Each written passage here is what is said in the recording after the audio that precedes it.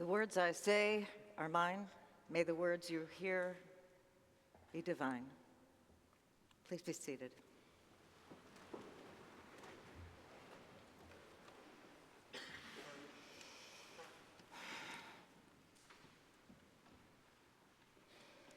How can we sing the Lord's song in this alien soil?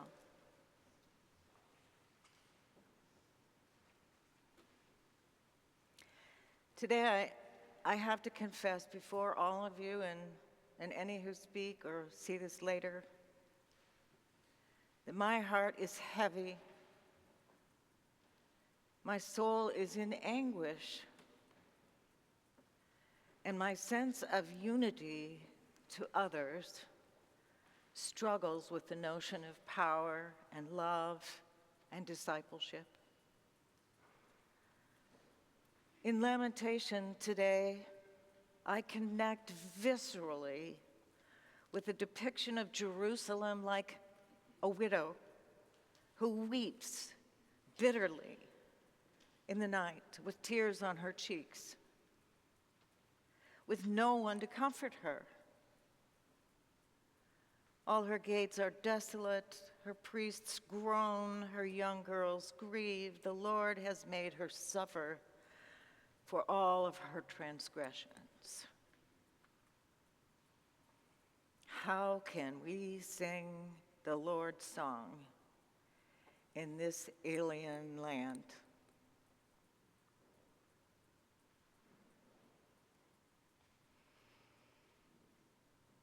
In lament this moment, my heart breaks around a beloved congresswoman and her husband, shot down in their own home. Children and seniors shot during school worship in their own sanctuary in Minneapolis. A much beloved and controversial leader shot down at his own gathering in Utah. A synagogue in England, a Mormon gathering in Michigan. And what about the children who starve in the Middle East, in Africa, around the world? And the weapons used on military forces and civilians alike.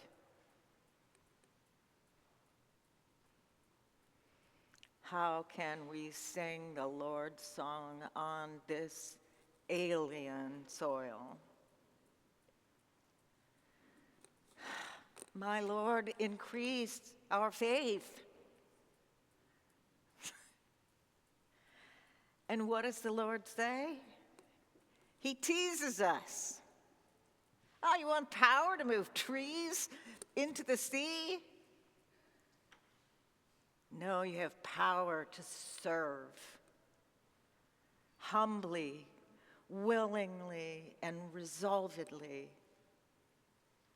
to serve. Oh, no problem, just doing my job. How many times have we seen news stories of someone who's stepped up and done a rescue or helped someone and they get lauded and their response is, no big deal, I was just doing my job.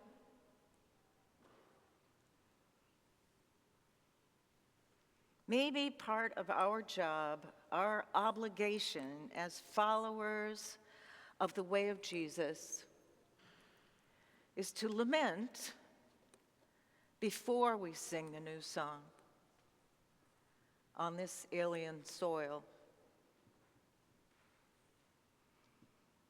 As Paul said, God did not give us a spirit of cowardice, but rather a spirit of power and of love and of self-discipline.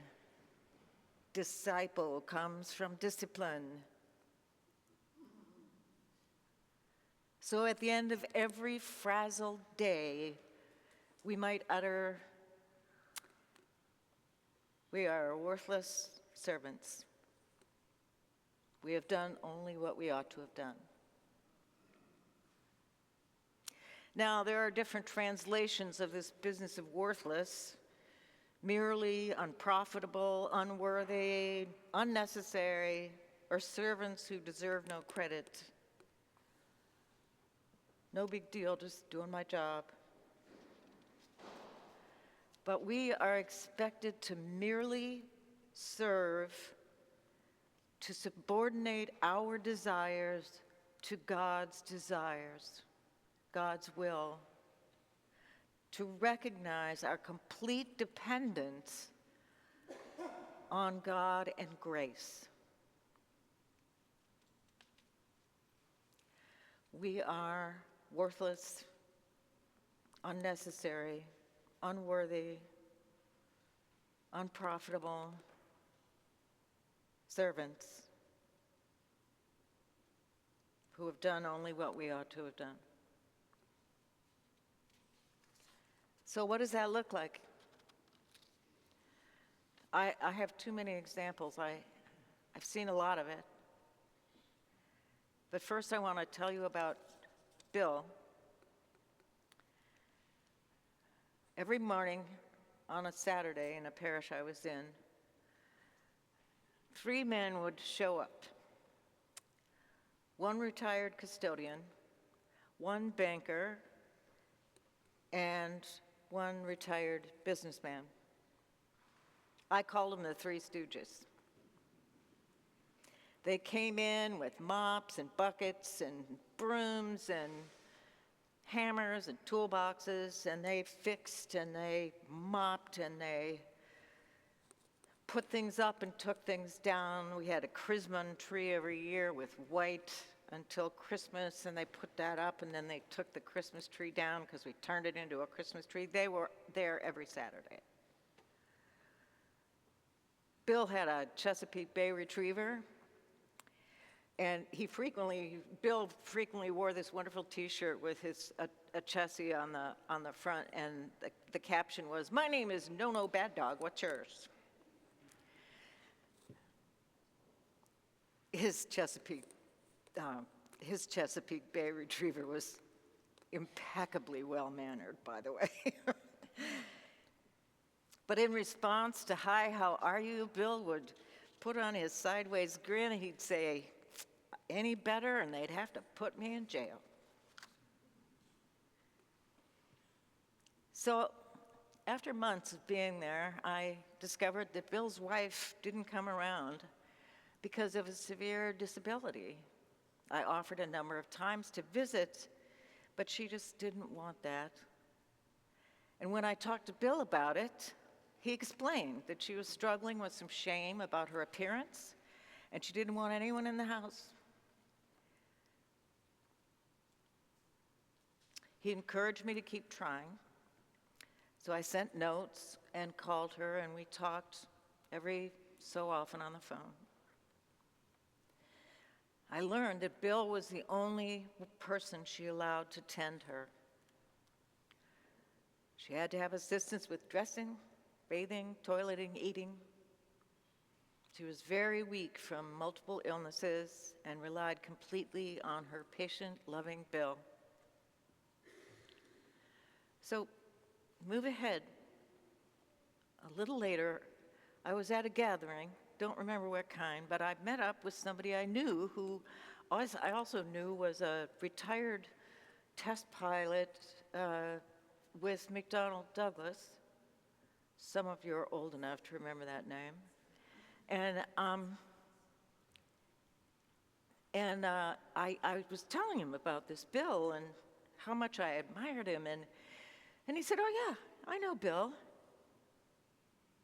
Come to find out, one of my Three Stooges had been the managing vice president of McDonnell Douglas Air, top of the pyramid."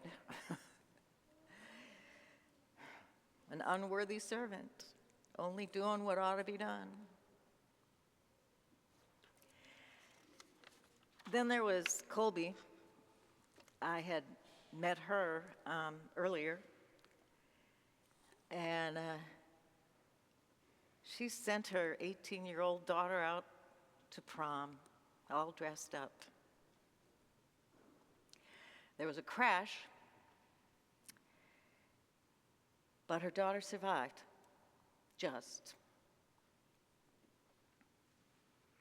She seemed to respond, to understand something of what was going on around her.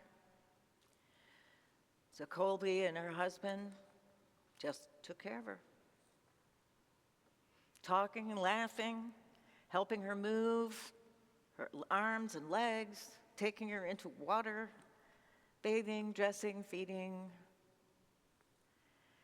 I never met Colby's husband. He had died before I began to call on them, but she told of family gatherings, and she chit-chatted about the state of the world, remembrances of prayer groups and church doings. This is a woman who's taken up the ministry of loving and caring for her daughter these 37 years. She never had a harsh word, never said anything negative about anyone. She has experienced so much grace that I think she knows that everyone has their story and everyone is doing the best they can with the information they have. Unworthy servant doing what ought to be done. Then going even farther back when my kids were growing up, this was the 1980s. I knew Jim. We all knew him from church. He was a fun dad. He enjoyed his kids, proud of their little triumphs and their maturing childhood. He was a lay reader and a chalice bearer, became treasurer, and he was a good steward of whatever responsibilities were given him.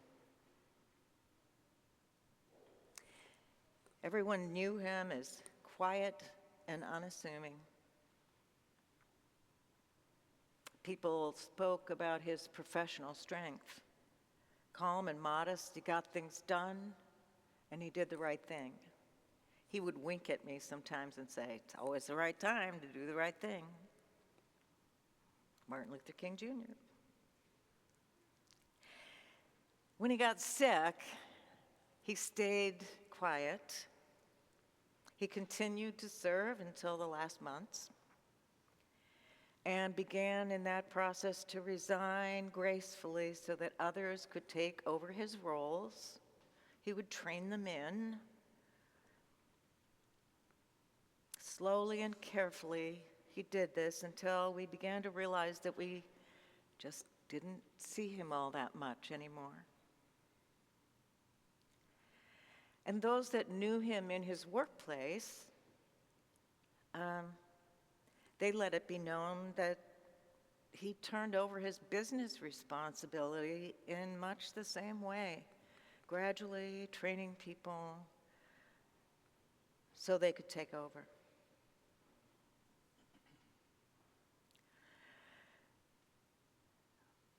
Finally, when the acquired immune deficiency syndrome took him to the next place, we had a pretty big funeral. His widow told me, "He taught me how to live, and then he taught me how to die." Just an unworthy servant doing what ought to be done.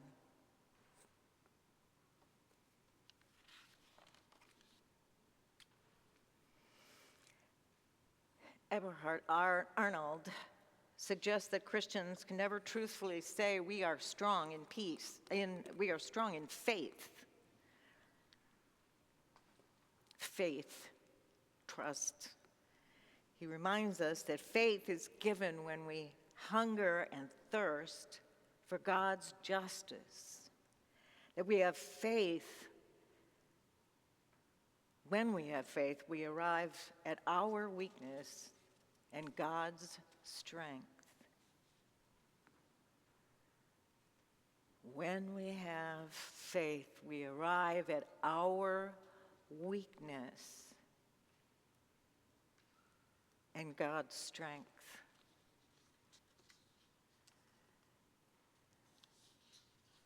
The disciples asked him for more faith, and he knew they were asking for more power. He took them toward the power they really needed. The ability to be a humble servant, to be weak, to surrender to God's will and God's ways comes from God and in God's grace. And always, Jesus is consistent in his expectations. Soren Kierkegaard says in Provocations, quote, "He never asks for admirers, worshipers, or adherents. No, he calls disciples. It is not adherents of a teaching, but followers of a life that Christ wants." End that quote. So, in whatever ways we can courageously renounce all sinful desires that draw us away from God, love and defend our enemies, yes, defend our enemies, and respect the dignity of every human being, in whatever ways we can do that, let us move through the world, joining God's project of healing the world with love, so that at the end of every frazzled day, we might utter, "We have done only what we ought to have done."